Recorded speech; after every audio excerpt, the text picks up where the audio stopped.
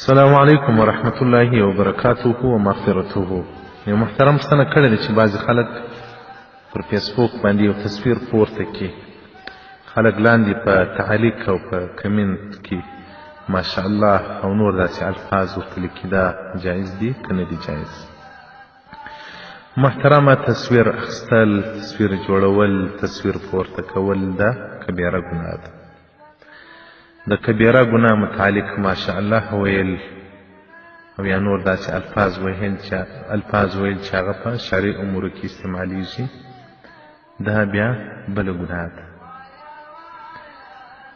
ځکه صحیح البخاري جلد 2 صفحه 880 یو روایت ذکر کوي چې رسول الله صلی الله علیه وسلم بارک اشد الناس عذابا یوم القیامة، هغه سخت په عذابو کې په ورځ قیامت به هغه انسانان وي چې هغه تصویران اخیستونکي وي، تصویران جوړونکي. او دغه رنګه صحیح المسلم جلد 2 صفحه 200 دې ته مفصل وضاحت ورکړی دی.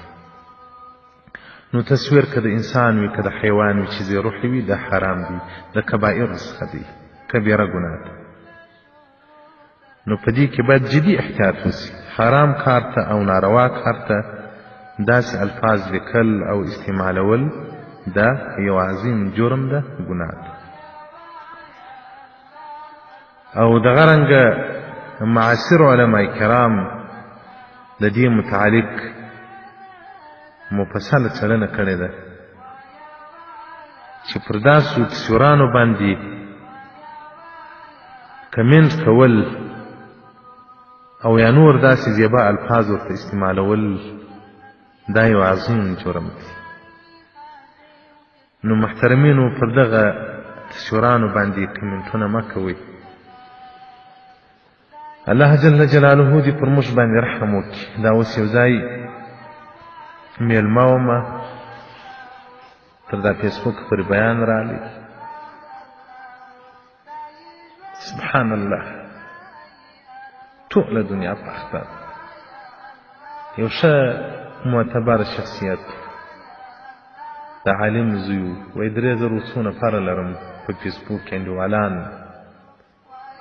نو ما ته دا فیسبوک راښکاره کړه، وایي د نجونو عکسونه نسته، د نارینه‌و ویډیوګانو شان دي. ما دغه یو فیسبوک ته د دوزخ دپاره بس ته بله ګناه مه کوه. نو د خدای په لحاظ باندې د خپل ځان سره ښه وکړي او پر ځان رحم وکړي. نو مې دوی ته وویل دا هلته ملایان هم ناست وه، طالبان هم ناست وه، چې ما یې څه خبرې وکړل، ډېر یې تعجب واخیستی، ټول په دا فیسبوک اخته وه. ما د دوزخ لپاره یو فیسبوک بس دی، باره نور ما ضرورت یې نشته د نورو ګناهونو.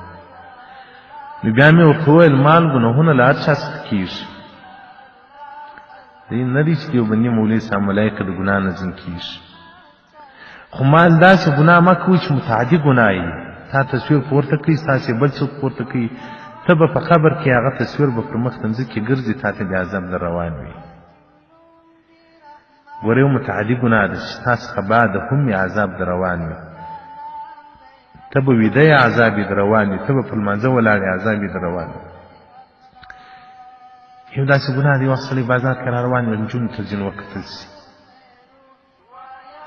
نو خو هغه سترګې در راواړولې، نو خو بهرحال له ګناه څخه خلاص وې.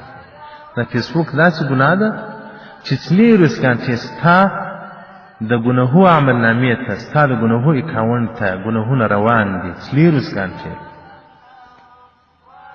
نو تصویر ګناه کبیره ده، اخیستل یې ګناه کبیره دي، جوړول یې ګناه کبیره ده، پورته کول یې ګناه کبیره ده. دا چې اوس علما یې کوي هغه بیا د هغو کار دی، په ورځ د قیامت به د الله په حضور کې بیا خپل جواب ووایي. دا یهود او نصارا چې خراب سول او ګناه به کې عاجز سوله، برابر نو دوی هغه ګناه روا وبلله. موږ هم اوس داسې سوي لکه یهود. تصویر که حرام دی شرعاً، خو په موږ کې عاجز اوس موږ برا د جواز لارې ورته پیدا کوو. یو وایي زه خو د دین خدمت ورکوم، بل وایي زه پلانکی پې کوم. نور باره په دې متعلق نه غږېږم، تیس غږېدلی یم. په مدینة المنوره کې یو عالم دی، ما پوښتنه ځینې وکړه ما له عرب دغه تصویران ولې نه بندوي چې د رسول الله صلی الله علیه وسلم مبارک د روضې څخه خلک تصویران اخلي.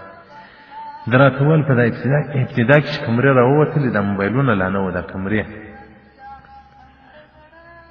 نو دلته چې به چا تصویر واخلي کمره خو به ماته سوله، دغه سړي ته به جزا هم ورکول کېدله، که به عرب وو که به اجنبي وو، زائرین وو یا عمرې یا حج ته راغلي وو، هغو ته به نو ډېر درد وکړي، په ښه شان به ورته ووایي چې تا حجي هم یې د ثواب په نیت دلته راغلی، ته دومره بې حیاګلوي کارونه کوې، ګناه کبیره په حرمینو کې کوې.